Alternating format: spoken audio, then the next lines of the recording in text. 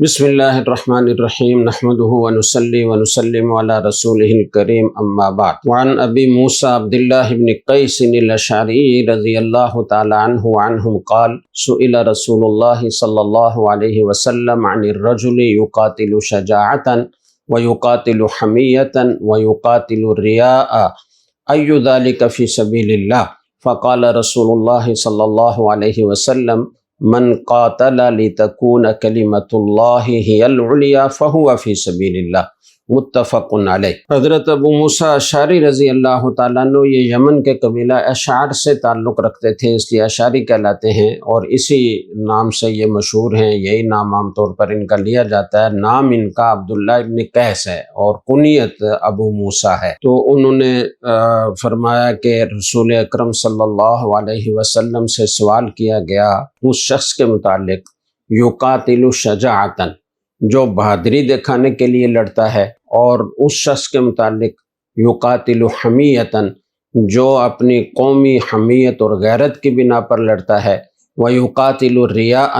اور اس شخص کے متعلق کہ جو دکھلاوے کے لیے لڑتا ہے، ای ذالک فی سبیل اللہ، ان میں سے کون ہے جو صحیح معنی میں اللہ کے راستے میں ہے؟ فقال رسول اللہ صلی اللہ علیہ وسلم من قاتل لتکون کلمۃ اللہ ہی العلیٰ فہو فی سبیل اللہ۔ تو آپ صلی اللہ علیہ وسلم نے فرمایا کہ جو قتال کرے صرف اس غرض سے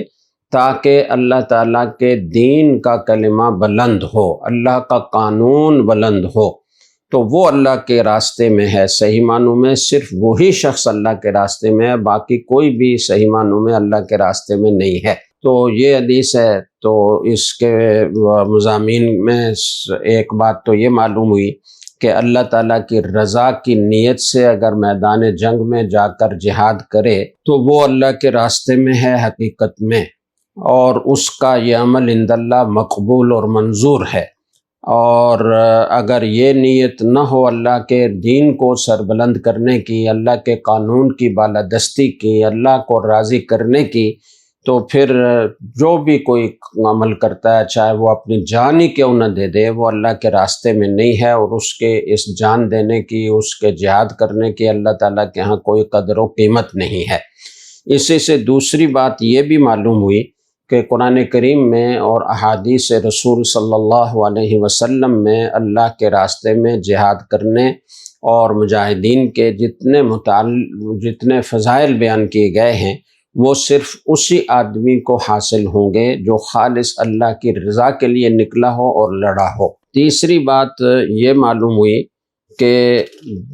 بعض اوقات بات کو بہت لمبا کیا جا سکتا ہے، لیکن اگر جس بات کے بارے میں سوال پوچھا جا رہا ہے، پوچھنے والوں کو اگر اس حکم کی علت بتا دی جائے تو بہت ساری جزیات کا حکم خود بخود معلوم ہو جاتا ہے۔ رسول اکرم صلی اللہ علیہ وسلم کے سامنے مختلف صورتیں بیان کی گئیں تو آپ صلی اللہ علیہ وسلم نے یہ بھانپ لیا کہ صرف یہی صورتیں نہیں ہو سکتی، دنیاوی اغراض کی اس سے زیادہ صورتیں بھی بن سکتی ہیں، تو بس علت بتا دو کہ جو اللہ کے راستے میں ہوگا، اللہ کو راضی کرنے کے لیے ہوگا، وہ جہاں یہ علت پائی جائے گی وہ اللہ کے راستے میں ہوگا، اور جہاں یہ علت اللہ کو راضی کرنے کی اور کلمت اللہ کو بلند کرنے کی، اللہ کے دین کی سربلندی کی نیت نہیں ہوگی، وہ اللہ کے راستے میں نہیں ہوگا۔ اس سے یہ معلوم ہوا کہ مسلمانوں کی جو جنگ بھی محض اپنے وطن کے لیے ہو، محض حکومت قائم کرنے کے لیے ہو، یا اپنی قوم کے لیے ہو کہ بس قوم ہے تو وہ لڑ رہی ہے تو مجھے بھی لڑنا ہے اپنی قوم کی حمایت میں، چاہے قوم حق پر ہو یا باطل پر ہو، یا یہ ذہن میں ہو کہ اگر میں اس لڑائی میں شریک نہیں ہوں گا، اپنی قوم کا ساتھ نہیں دوں گا، اگرچہ وہ باطل پر ہے تو مجھے عطا نہ دیا جائے گا، اس لیے اس جنگ کا حصہ بنتا ہے۔ تو یہ سارا حمیت کی بنا پر جو لڑائی ہوتی ہے، قومی اور اپنی برادری کے تعصب میں جو لڑائی ہوتی ہے، اپنے علاقے اور اپنی زبان والوں کے تعصب میں جو لڑائی ہوتی ہے، وہ اللہ کے راستے میں جہاد نہیں ہوتا، وہ فتنہ ہوتا ہے، وہ غلط لڑائی ہوتی ہے، اس میں مارے جانے والے وہ شہید نہیں کہلاتے، اس کے میں شریک ہونے والے مجاہد نہیں کہلاتے۔ مجاہد صرف وہی کہلائیں گے کہ جو اللہ کے دین کی سربلندی کے لیے، اللہ کے زمین پر اللہ کا نظام قائم کرنے کے لیے جب جنگ کی ضرورت ہو، لڑائی ہو، تو اس میں جو شریک ہوتے ہیں وہ اللہ کے راستے میں ہوتے ہیں۔ اسی کے ضمن میں یہ بات بھی سمجھ لینی چاہیے کہ کوئی اگر مسلمان ریاست ہے، اگرچہ عملی طور پر اسلام نافذ نہیں ہے، لیکن اسلام کے نفاذ کی قدرت ہے اور وہ نافذ کر سکتے ہیں، اور بہت ساری چیزیں نافذ بھی ہیں، جیسے ہمارا ملک ہے تو اسلام مکمل طور پر نافذ تو نہیں ہے لیکن بہت ساری چیزیں نافذ بھی ہیں، اور حکومت چاہے تو اس سلسلے میں وہ اقدامات کر سکتی ہے کہ جن سے اسلامائزیشن ہو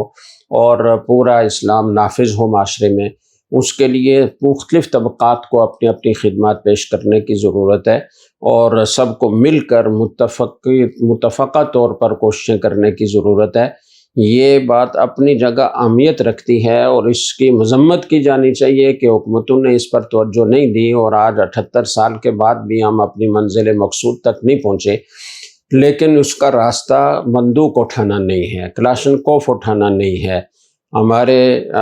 حدیثوں کو دیکھیں، ہمارے علماء کے فتاویٰ کو دیکھیں، فقہا کی عبارات کو دیکھیں، تو ائمہ اربعہ گویا اس پر متفق ہیں کہ اگر کوئی مسلمان ریاست ہے، اگرچہ اسلام پوری طرح نافذ نہیں ہے، ائمہ جور سے متعلقہ جو حدیثیں ان کو دیکھ لیجئے۔ صحیح مسلم کی روایت ہے، آپ صلی اللہ علیہ وسلم نے فرمایا کہ تم پر ایسے حکمران مسلط ہوں گے کہ تبغضونہم ویبغضونکم، وہ تم سے بغض رکھیں گے، تم ان سے بغض رکھو گے، یلعنونکم وتلعنونہم، وہ تم پر لعنت کریں گے، تم ان پر لعنت کرو گے۔ اور ایک شاید اسی روایت میں یا کسی دوسری روایت میں آتا ہے کہ وہ انسانی جسموں میں شیاطین ہوں گے۔ تو رسول اکرم صلی اللہ علیہ وسلم سے صحابی نے پوچھا کہ یا رسول اللہ، اگر ایسے حکمرانوں کا زمانہ میں پاؤں تو میں کیا کروں؟ تو آپ نے فرمایا السمع والطاعہ، جائز امور میں ان کی بات سنو اور اس پر عمل کرو، ان کی اطاعت کرو۔ تو ہماری شریعت کا حکم یہ ہے کہ ائمہ جور بھی اگر مسلط ہو جائیں تو جائز امور میں ان کی اطاعت لازم ہے، ان سے بغاوت کرنا، ان کے سامنے مسلح ہو کر کھڑے ہو جانا یہ جائز نہیں ہے۔ اسی روایت میں بلکہ آگے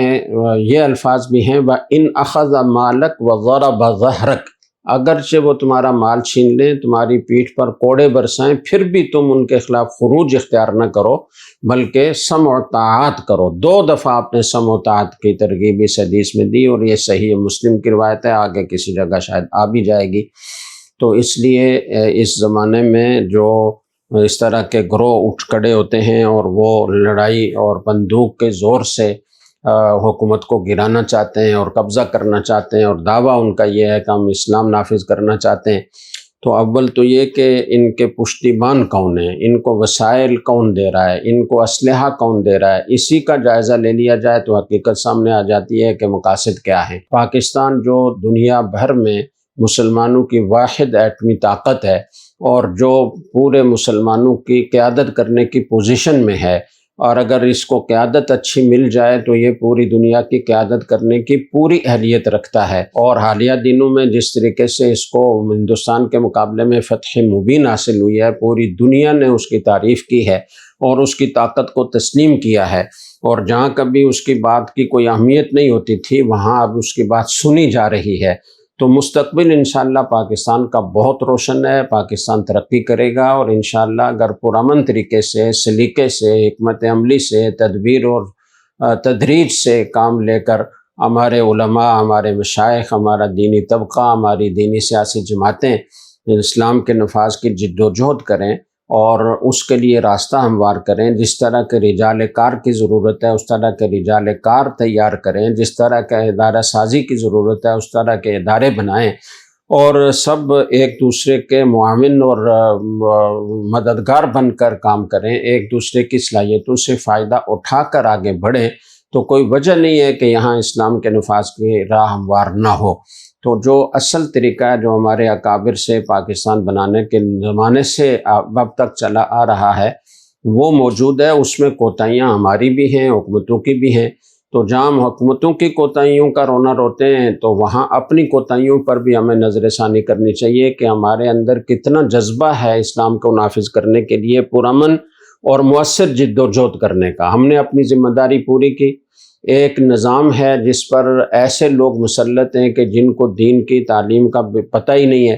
جن کو دین کی معلومات ہی بہت ہی برائے نام ہے یا بالکل نہیں ہیں، تو ایسے لوگوں سے ہم اسلام نافذ کرنے کا مطالبہ کرتے رہے ہیں اور 78 سال سے کر رہے ہیں، ہمیں کامیابی نہیں ملی۔ تو ہم یہ سمجھتے ہیں کہ اس کا واحد راستہ یہ ہے کہ